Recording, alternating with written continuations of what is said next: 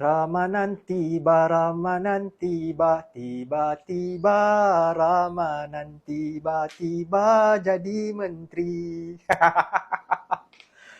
Itu adalah salah satu contoh lagu yang sering dinyanyikan oleh penyokong PKR, terutama sekali tim hero Apa macam saudara? Rasa kan? Order barang lain dapat. Okey, tahniah sekali lagi kepada YB Ramanan kerana telah menjawat jawatan sebagai Menteri Sumber Manusia. Agak lain macam Menteri Ramanan, YB Ramanan kita ni daripada Bendahari MIC melompat masuk ke parti PKR dalam masa singkat saja diangkat menjadi seorang menteri. Okey tak apalah tu YB punya rezeki lah Okey, tim hero, okey tak okey? Okey, hari ni kita nak bincangkan sikit lah berkenaan dengan kabinet terbaru 2025, menteri-menteri yang kata apa, barisan menteri yang terbaru lah. Ini merupakan kali ketiga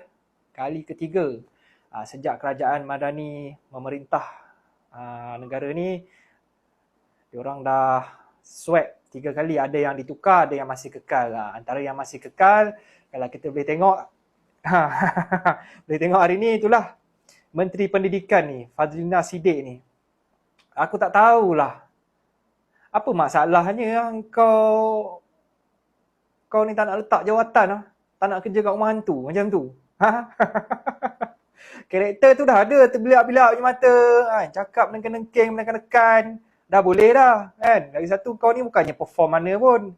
Dengan isu kat sekolah tak settle, orang suruh apa pasang CCTV, tak ada bajet. Sekolah-sekolah tertentu yang dapat. Tapi kalau buat rencana membazir macam tu, berjuta habis ada pula bajet. Pelik betul lah kau ni. Hey. Lepas tu ni lagi seorang ni, Menteri Keterjaminan Makanan. Pun pelik juga ni. YB Mat Sabu. Kau ni Mat Sabu, aduh, kau ni dah lah tak boleh pakai. Berat tepatan sampai ke hari ni tak ada dalam pasaran. Macam mana kau boleh maintain lagi sebagai menteri? Tak faham betul aku. Aduh, tak apalah Okey, next kita tengok. Okey, yang seterusnya ni, ni agak special sikit lah. Apa buat julung kalinya Menteri Wilayah Persekutuan YB Hanayoh.